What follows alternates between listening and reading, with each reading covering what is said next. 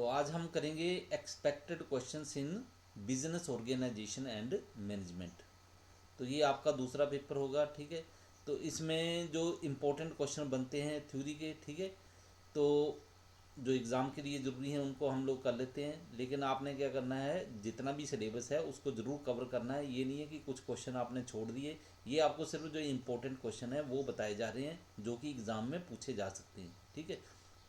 लेकिन पूरी कोशिश करनी है आपने कि जितना आपकी बुक में सिलेबस दिया गया है वो सारे का सारा आप उसको कवर करो, ठीक है। तो जो इम्पोर्टेंट क्वेश्चन है उनमें से पहला क्वेश्चन है हमारे पास, what do you understand by commerce, explain its components. वाणिज्य से आप क्या समझते हैं, इसके तत्वों का वर्णन करो। दूसरा क्वेश्चन हमारे पास बनता है, explain the importance of small scale industries.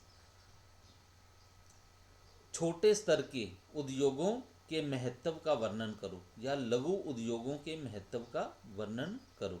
What steps have been taken by the government of India for their development. इनके विकास के लिए भारत की सरकार ने कौन कौन से कदम उठाए हैं।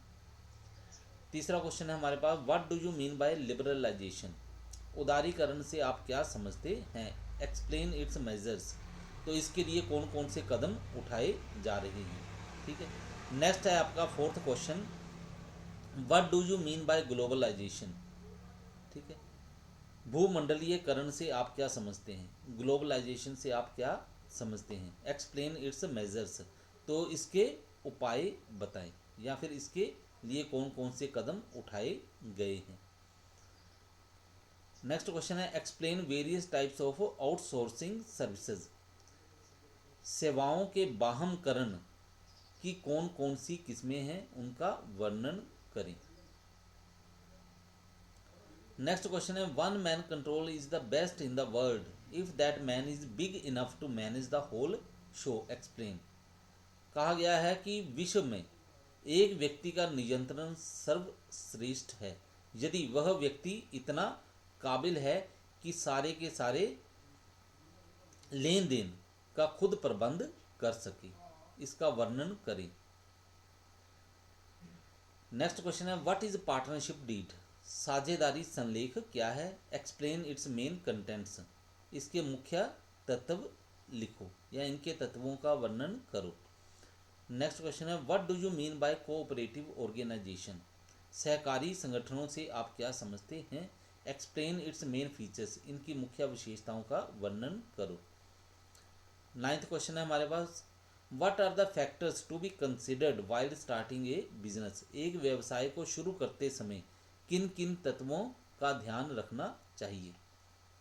नेक्स्ट क्वेश्चन है, right merits and demerits of MNCs, multinational companies. बहुराष्ट्रीय कंपनियों के लाभ तथा दोष लिखो। नेक्स्ट क्वेश्चन है, discuss the process of decision making.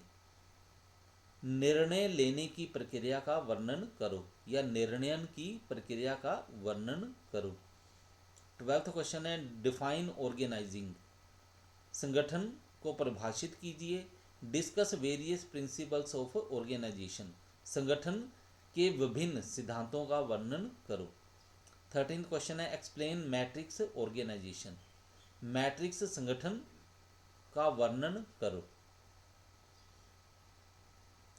14th question है, what do you understand bye delegation of authority. अधिकार अर्पण से आप क्या समझते हैं, ठीक है। डेलीगेशन ऑफ अथॉरिटी से आपका क्या अभिप्राय है या फिर अधिकार अंतरण से आप क्या समझते हैं। What are the obstacles in the way of delegation. अधिकार अंतरण के रास्ते में कौन कौन सी कठिनाइयाँ अथवा बाधाएं आती हैं। नेक्स्ट क्वेश्चन है, discuss different styles of leadership. नेतृत्व की विभिन्न शैलियों का वर्णन करो। 16th question, explain Maslow's hierarchy of needs theory. Maslow की आवश्यकता क्रमबद्धता सिद्धांत का वर्णन करो। How is it different from Herzberg's two factor theory. यह हर्जबर्ग के दो तत्व सिद्धांत से किस प्रकार भिन्न है। 17th क्वेश्चन हमारे पास है 17वां question, explain the process of controlling. नियंत्रण प्रक्रिया का वर्णन करो। 18th question, what is product life cycle, उत्पाद जीवन चक्र से आप क्या समझते हैं। What are the stage in the product life cycle of a product. तो प्रोडक्ट लाइफ साइकिल, ठीक है, उत्पाद के जीवन चक्र में कौन कौन सी स्टेज आती हैं। 19th question, explain various factors which affect dividend decisions of A company. ऐसे कौन कौन से तत्व हैं जो किसी कंपनी की लाभांश निर्णय को प्रभावित करते हैं। 20th question, define venture capital, जोखिम पूंजी को परिभाषित कीजिए।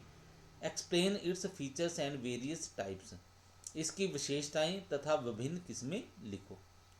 नेक्स्ट क्वेश्चन है, explain various types of lease finance, पट्टेदारी वित्त से आप क्या समझते हैं, इसकी विभिन्न किस्मों का वर्णन करो। Explain various functions of SEBI. 22nd question है हमारे पास, सेबी के विभिन्न कार्यों का वर्णन करो।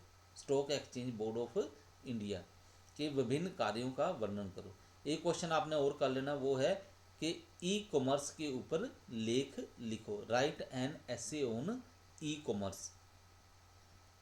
तो अब ये जो आपका पेपर का स्टाइल होगा वो किस तरह से होगा, जो पेपर होगा वहाँ पे आपके 5 पार्ट दिए होंगे आपको, ABCDE, और ये पांचों पार्ट जो हैं आपके यूनिट जो हैं बुक में बने हैं उसी को परिभाषित कर रहे हैं। ए का मतलब है यूनिट फर्स्ट, बी का मतलब है यूनिट सेकंड, सी का यूनिट 3, डी का यूनिट 4 और ई का मतलब यूनिट 5 जो है, वहाँ से आपको क्वेश्चन दिए जाएंगे। हर एक यूनिट में क्या होगा, 2-2 क्वेश्चन दिए होंगे आपके पास, ठीक है। और आपने क्या करना, हर 2-2 क्वेश्चन जो है हर एक यूनिट में से आपने एक एक क्वेश्चन जो है वो आपने अटेम्प्ट करना है। तो टोटल जो है आपके 5 क्वेश्चन बनते हैं, हर एक यूनिट में से एक एक क्वेश्चन आपने करना है। और हर एक क्वेश्चन जो है वो 14 मार्क्स का होगा, 14 नंबर का होगा हर एक क्वेश्चन।